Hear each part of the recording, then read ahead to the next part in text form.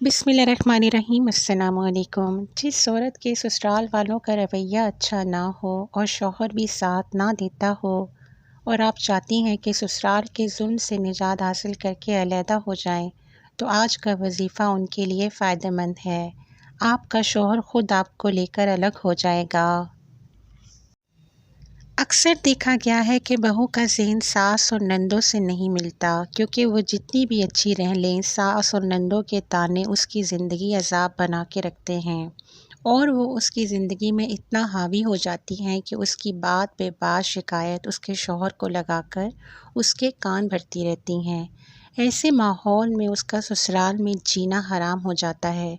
कभी तो लड़ाइयाँ मार पीट तक चली जाती हैं।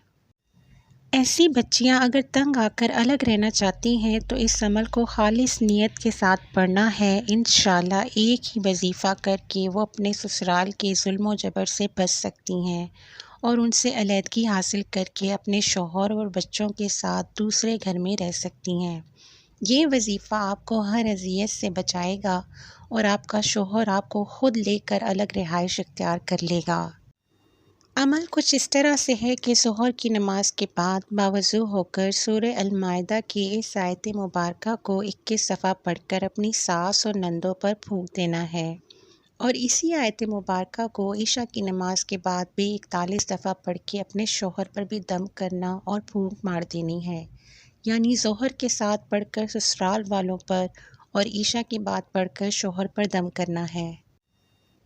जी हाँ, इसी आयत मुबारका को 41 दफ़ा पढ़ के ज़ोहर की नमाज के बाद अपने ससुराल वालों पर दम करना है और इसी आयत को ईशा की नमाज के बाद 41 दफ़ा पढ़ के अपने शौहर पर दम कर देना है। इस वजीफ़े को 41 दिन तक ही जारी रखना है और बताए गए तरीके से पढ़कर ससुराल वालों और शौहर पर फूंक देना है और साथ साथ ये भी दुआ करनी है कि ए अल्लाह, मुझे इनके शर और जुल्म से निजात दे और मेरे शौहर के दिल में रहम डाल के वो मुझे लेकर अलग हो जाए और मेरी इज़्ज़त करे। इंशाअल्लाह जल्द ही आपका शौहर आपको लेकर दूसरे घर में रिहाइश पज़ीर हो जाएगा। मज़ीद ऐसी और भी मुजर्रब और रूहानी वज़ाइफ़ के लिए आज ही हमारे चैनल को लाइक, शेयर और सब्सक्राइब करना मत भूलें। इस वीडियो को मज़ीद लोगों के साथ शेयर कीजिए और हमारा साथ दीजिए। शुक्रिया।